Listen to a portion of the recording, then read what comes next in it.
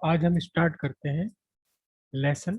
Lesson का next topic है lesson का नेक्स्ट टॉपिक है सेल।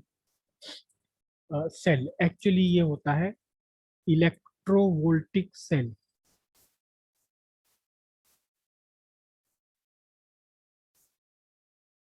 इलेक्ट्रोवोल्टिक वोल्टेइक सेल, क्योंकि दो तरह के सेल होते हैं, केमिस्ट्री में आपने पढ़ा होगा। एक तो सेल होता है आपका इलेक्ट्रोलिटिक सेल और एक इलेक्ट्रोवोल्टिक सेल। ये इलेक्ट्रोवोल्टिक सेल होता है। इलेक्ट्रोलिटिक सेल के बारे में हम पढ़ते नहीं है फिजिक्स में। पहले इलेक्ट्रोलिटिक सेल भी हुआ करते थे सिलेबस में। तो इलेक्ट्रोवोल्टिक सेल या सिंपल सेल। तो सेल एक्चुअली है क्या चीज, ठीक है। इसके लिए फिर से मैं वही पुराना सा अपना एग्जाम्पल बनाता हूँ। आपके पास दो वेसल है, दो टंकियां हैं बड़े बड़े।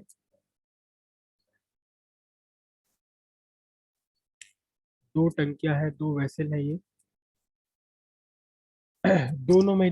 दोनों आपस में जुड़े हुए हैं एक पाइप के थ्रू। एक में लिक्विड का लेवल नीचे है, हो सकता है लिक्विड की अमाउंट ज्यादा हो। दूसरे वाले में लिक्विड का लेवल ऊपर है, हो सकता है यहाँ लिक्विड की अमाउंट कम हो। जब आपने इसे जोड़ दिया एक कंडक्टिंग ट्यूब से आपने जोड़ दिया जिसमें लिक्विड फ्लो कर सकता है, तो लिक्विड का फ्लो होगा from higher level to lower level. Higher level से लोअर लेवल की तरफ लिक्विड का फ्लो बन जाएगा। और ये कब तक बनता रहेगा, कब तक चलता रहेगा लिक्विड का ये फ्लो, कब तक बनेगा? जब तक दोनों तरफ लिक्विड का लेवल सेम हो जाए। यहाँ थोड़ा थोड़ा लिक्विड का लेवल राइज कर जाएगा, यहाँ थोड़ा फॉल कर जाएगा। और जहाँ दोनों तरफ लिक्विड का लेवल सेम हुआ, वहां फिर ये फ्लो रुक जाएगा। ठीक है, लेकिन आप चाहते हो कि लगातार यहाँ से फ्लो होता ही रहे। कुछ आपका ऐसा काम है कि आप चाहते लगातार फ्लो होता रहे। तो उसके लिए आप क्या करेंगे? उसके लिए आप यहाँ एक लगा देंगे पंप। पंप यहाँ आप लगा देंगे, एक ऐसा पंप आप लगा देंगे जो यहाँ लोअर लेवल वाले जगह से पानी लिक्विड को उठाए और कहाँ पहुंचा दे, जहाँ हायर लेवल है वहां पर पहुंचाता रहे। ठीक है, यहाँ से उठाता रहे, यहाँ से लिक्विड को खींचता रहे।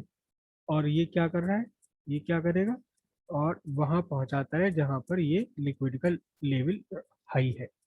तो एक्चुअली इस पंप ने क्या काम किया है, बताइए आप मुझे, इस पंप ने क्या काम किया है? इस पंप ने इस लिक्विड को लेवल इस वाले लेवल को तो कम कर दिया लेफ्ट वाले को और इस हाँ, मोशन को कंटिन्यू। इसने दो जगह पर लिक्विड के लेवल डिफरेंस को मेंटेन रखा है। क्या करा, एक जगह से लिक्विड का लेवल बढ़ने नहीं दे रहा ये, और दूसरी जगह लिक्विड का लेवल घटने नहीं दे रहा।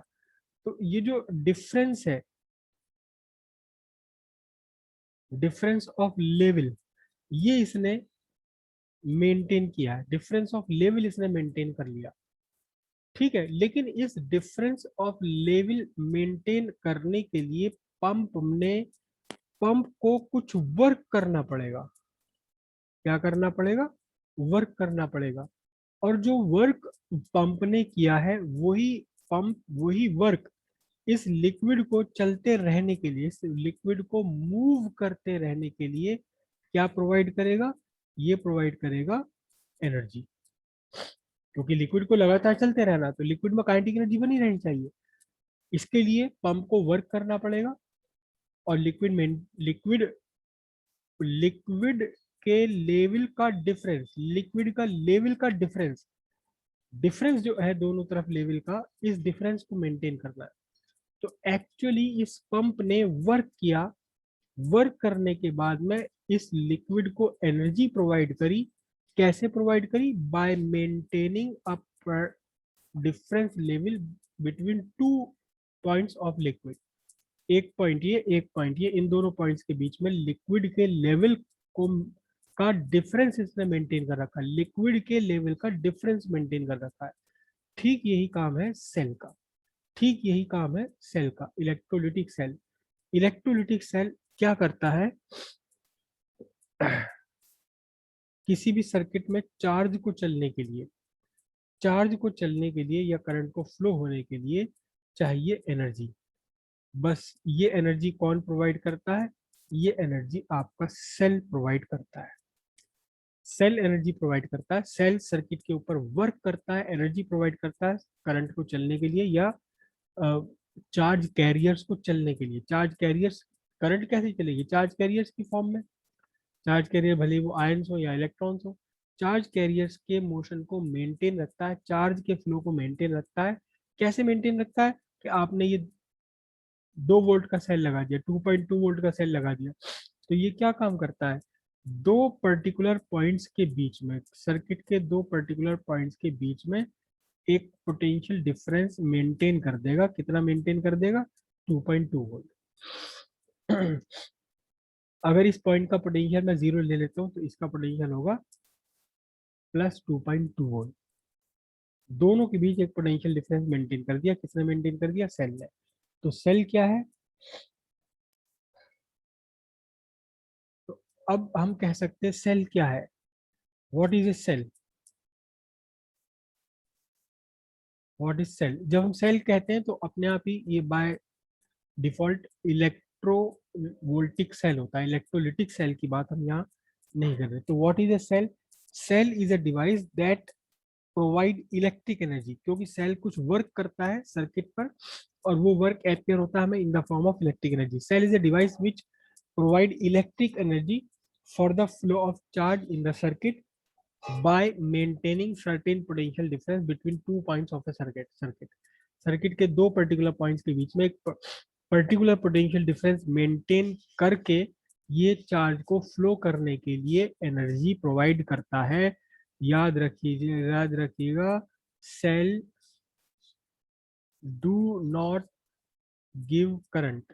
सेल से करंट नहीं मिलता। Cell do not provide charge. Cell से चार्ज नहीं मिलता, सेल से करंट नहीं मिलता। सेल से मिलती है, सेल प्रोवाइड क्या? Energy, electric energy. Electric energy provide करता है सेल, और कुछ नहीं करता सेल। कैसे इलेक्ट्रिक एनर्जी प्रोवाइड करता है? इस इलेक्ट्रिक एनर्जी का क्या होता है, क्यों प्रोवाइड करता है? ताकि करंट का फ्लो मेंटेन रहे, चार्ज का फ्लो मेंटेन रहे। चार्ज तो है हर जगह, चार्ज तो है हर जगह। फ्री इलेक्ट्रॉन्स इस कंडक्टिंग वायर्स में भी है, ये भी है, वो भी है, सब जगह है, सब जगह चार्ज है बना हुआ। बस इसे करना क्या है? सेल को, सेल को पोटेंशियल डिफरेंस मेंटेन करना है। पोटेंशियल डिफरेंस मेंटेन करेगा तो कंडक्टर के अंदर इलेक्ट्रिक फील्ड डेवलप हो जाएगा। ये आपका कंडक्टर है, ये कंडक्टर है, इसे आपने सेल से लगा दिया। तो सेल ने इस कंडक्टर के सिरों पर एक पॉजिटिव नेगेटिव पोटेंशियल डेवलप कर दिया। पॉजिटिव नेगेटिव पोटेंशियल डेवलप कर दिया तो क्या हुआ? पॉजिटिव से नेगेटिव की तरफ को एक इलेक्ट्रिक फील्ड आ गया। इलेक्ट्रिक फील्ड आ गया तो इसके अंदर जो फ्री इलेक्ट्रॉन्स थे उन पर एक फोर्स लगने लगी in the direction of electric, opposite to electric field, और ये सारे के सारे इलेक्ट्रॉन एक पर्टिकुलर डायरेक्शन में चलने लगे। अब अपोजिट टू इलेक्ट्रिक फील्ड, सारे या सारे में से कुछ या ज्यादातर, जितना डिपेंड करेगा कितना स्ट्रॉन्ग इलेक्ट्रिक फील्ड है, क्या कंडीशंस है। तो इसने इलेक्ट्रॉन थोड़ी ना दिए, सेल ने इलेक्ट्रॉन कहाँ दिए? नहीं दिए ही नहीं, वो तो पहले ही सर्किट में मौजूद थे। लेकिन उनके जो रैंडम मोशन है, रैंडम मोशन के साथ साथ एक एक ड्रिफ्ट वेलोसिटी इसने और प्रोवाइड कर दी, ड्रिफ्ट वेलोसिटी और प्रोवाइड कर दी। और क्या हुआ? ड्रिफ्ट वेलोसिटी प्रोवाइड करने के बाद अब क्या हुआ? इस सर्किट में करंट का या चार्ज का फ्लो मेंटेन हो गया। उस फ्लो को मेंटेन करने के लिए सेल को कुछ वर्क करना पड़ता है, क्योंकि हर बार ये इलेक्ट्रॉन उठेगा, कहीं टकराएगा, अपनी एनर्जी लूज कर देगा, फिर फिर इस पर फोर्स लगेगी। किसकी वजह से फोर्स लगेगी? Electric field. तो electric field work on electrons, और वो इलेक्ट्रिक फील्ड बार बार वर्क करता है इलेक्ट्रॉन पर। इलेक्ट्रॉन चलता है, रुकता है, चलता है, रुकता है, और वो वर्क कहाँ से आता है? अल्टीमेटली इस सेल में से आता है। सेल की एनर्जी ही वर्क में आकर के कन्वर्ट हो जाती है। फिर यहाँ समझिए कि अल्टीमेटली इस सेल ने जो एनर्जी प्रोवाइड करी उसका होता है क्या? सेल जब ये इलेक्ट्रॉन टकराता है तो अपनी एनर्जी लूज कर देता है। सेल टकराया, इसने अपनी एनर्जी लूज कर दी। वो लॉस्ट एनर्जी, वो एनर्जी किसकी फॉर्म में बाहर निकल कर आती? वो एनर्जी हीट की फॉर्म में, हीट एनर्जी की फॉर्म में बाहर निकल कर आती है।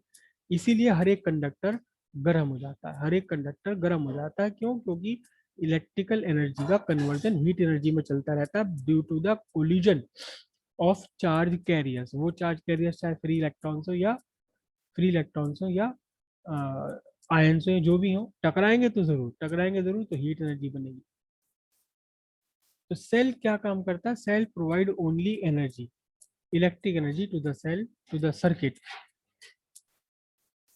to maintain the flow of charge through the circuit by maintaining a certain potential difference between 2 points of circuit। ना सेल से चार्ज मिलता, ना सेल से इलेक्ट्रॉन मिलती, ना सेल से करंट मिलती, कुछ भी नहीं मिलता सेल से, हमें केवल एनर्जी मिलती है। सोर्स ऑफ एनर्जी है सेल आपका। क्लियर हुई इतनी बात? अब यहीं पर हम दो तीन छोटी से पॉइंट और डिस्कस कर लें। सेल,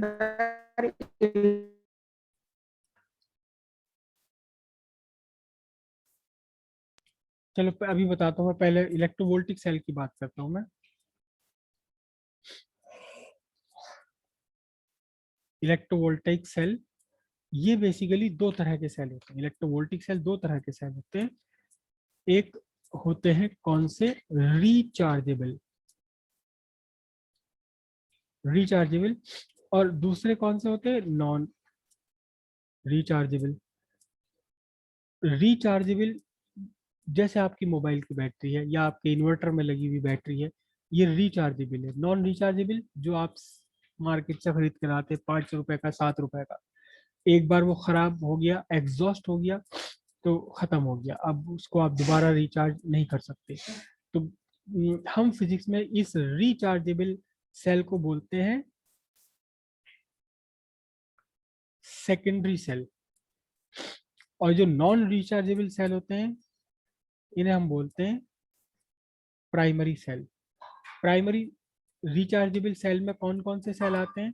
जो आपके इन्वर्टर की बैटरी है, उस इन्वर्टर की बैटरी का नाम होता है lead acid battery. Lead acid battery.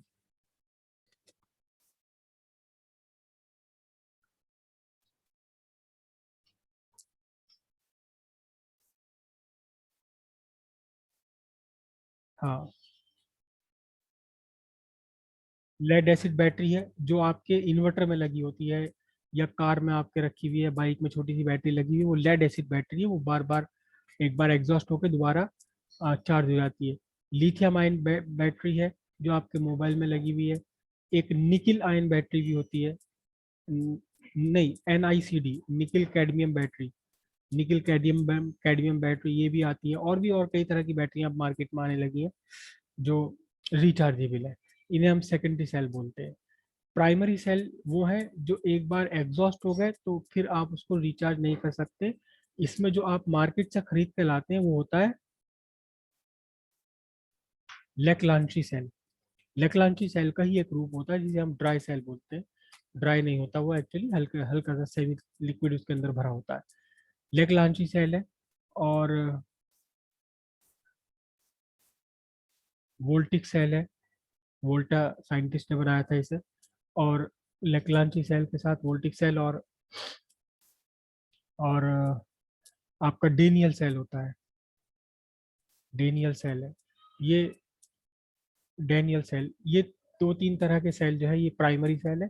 ये एक बार बनाते हैं, बनाने के बाद खत्म, एग्जॉस्ट हो गई इनकी एनर्जी, और फिर रिचार्ज आप नहीं कर सकते। लेकिन लेड एसिड बैटरी या निकिल लिथियम आयन है, निकिल कैडमियम बैटरी है, इन्हें बनाने के बाद पहले बाहरी सोर्स से इन्हें चार्ज किया जाएगा, और चार्ज करने के बाद वो बाहर की इलेक्ट्रिक एनर्जी इनकी अपनी केमिकल एनर्जी की फॉर्म में कन्वर्ट हो जाती है, और फिर हम इसे यूज कर लेते हैं।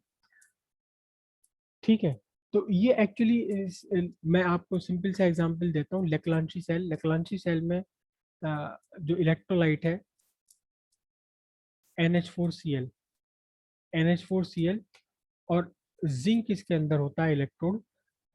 मैं बहुत बेसिक कंडीशंस आपको बता रहा हूँ, बहुत बेसिक कंडीशन। NH4Cl और जिंक क्लोराइड जब आपस में रिएक्शन करते हैं तो ZnCl2 बनता है, जिंक क्लोराइड बनती है और अमोनिया बनती है। मैं बैलेंस नहीं कर रहा इक्वेशन को, बैलेंस नहीं कर रहा हूँ इक्वेशन को, अनबैलेंस्ड इक्वेशन है ये। तो जिंक क्लोराइड और अमोनिया बनती है। एक बार सुचित ने कुछ क्वेश्चन पूछा था कि जी सेल खत्म क्यों हो जाते हैं। कंपनी ने, मैन्युफैक्चर ने, बनाने वाले ने एक certain amount of zinc chloride, certain amount of zinc उसमें लगाया है।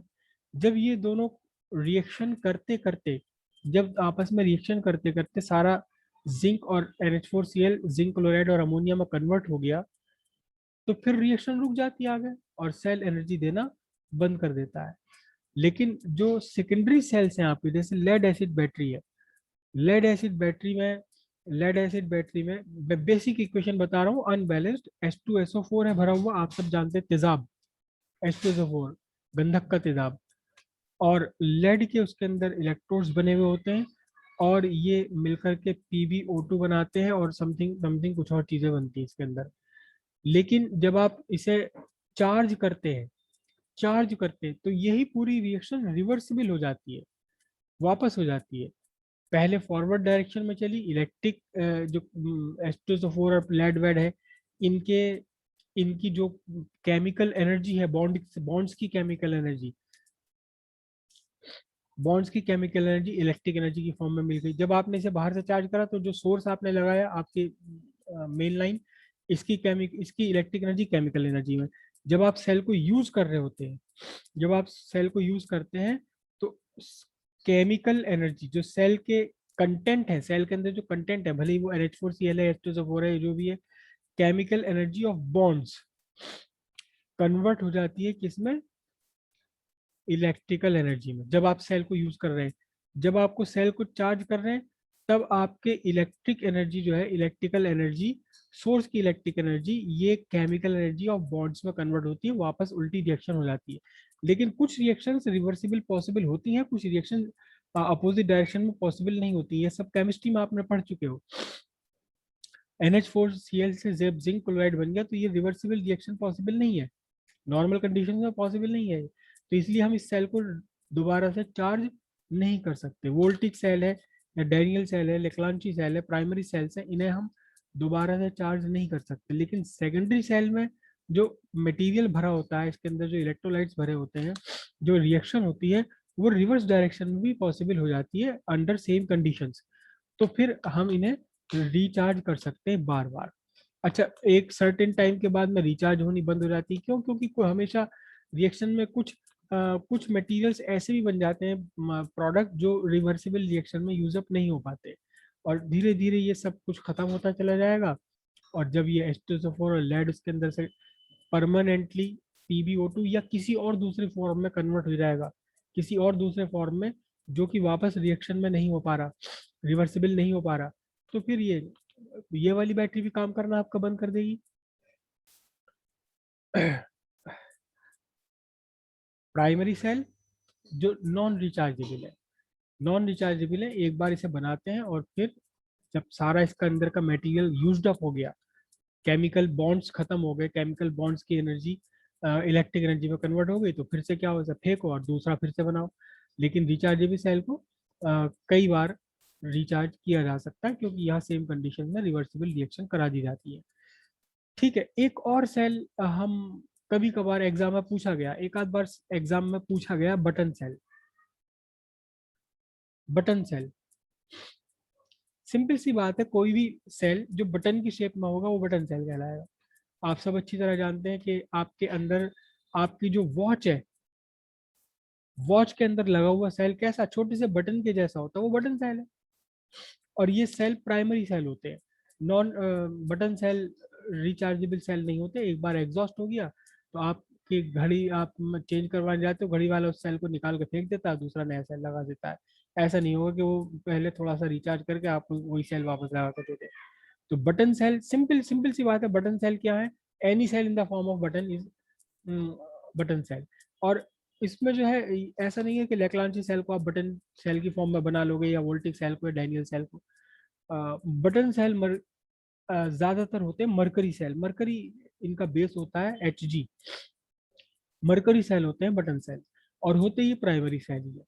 और अक्सर लगे रहते हैं, इनके अंदर बहुत थोड़ी सी एनर्जी होती है, यूज भी वहीं होते हैं जहाँ बहुत छोटी सी एनर्जी का रिक्वायरमेंट पड़ा है। आपकी वॉच है, वॉच में बहुत ज़्यादा एनर्जी यूज़ नहीं होती, और बल्कि आपने देखा होगा कि कुछ वॉचेज ऐसी होती है कि उसका बटन दबाने पर उसका डायल के पीछे लाइट जलती है। आप जितनी ज़्यादा बार बटन दबाएंगे उतनी ज़्यादा वो लाइट जलेगी, और अल्टीमेटली ये सेल फटाक से ख़त्म हो जाएगा, फिर दूसरा सेल आपको डलवाना पड़ेगा। तो अगर वो लाइट, आप डायल वाली लाइट ना जलाए बार बार, तो बटन सेल आपका काफ़ी लंबे टाइम तक चलता रहता है, क्योंकि हल्की सी एनर्जी चाहिए वहाँ आपको। एलसीडी डिस्प्ले के लिए बहुत छोटी एनर्जी चाहिए। तो दो तरह के हैं मेनली सेल, रिचार्जेबल सेल और नॉन रिचार्जेबल। रिचार्जेबल को हम बोलते हैं सेकेंडरी, नॉन रिचार्जेबल को बोलते हैं प्राइमरी। क्योंकि प्राइमरी पहले तो, सबसे पहले तो वोल्टिक सेल डेवलप हुआ था, वोल्टा साइंटिस्ट ने, उन्होंने बनाया था वोल्टिक सेल। और बहुत सिंपल सा सेल होता है ये। वोल्टिक सेल बहुत सिंपल सा सेल है, आप घर पे भी या लैब में बना सकते हैं इसे। एक बीकर या कोई भी बर्तन ले लीजिए, इसके अंदर भर दीजिए आप डाइल्यूट H2SO4, और एक प्लेट इसमें डाल दीजिए कौन सी, जिंक, और एक प्लेट इसमें डाल दीजिए कौन सी, कॉपर। लीजिए सेल आपका तैयार हो गया। आप छोटा मोटा बल्ब जला सकते हैं। इसका जो ईएमएफ है वो लगभग लगभग 1.1 वोल्ट होता है। 1.1 वोल्ट का सेल ये आपका बन गया। लेकिन ऐसा नहीं कि आप घर पे बनाने लगेंगे तो आपका ये सेल फिजिबल हो जाएगा। ये जिंक, कॉपर और ये H2SO4, ये सब चीज़ें इतनी महंगी पड़ेंगी आपको कि इससे बेहतर ये है कि बना बनाया 5 रुपए का, 7 रुपए का सेल ले आओ।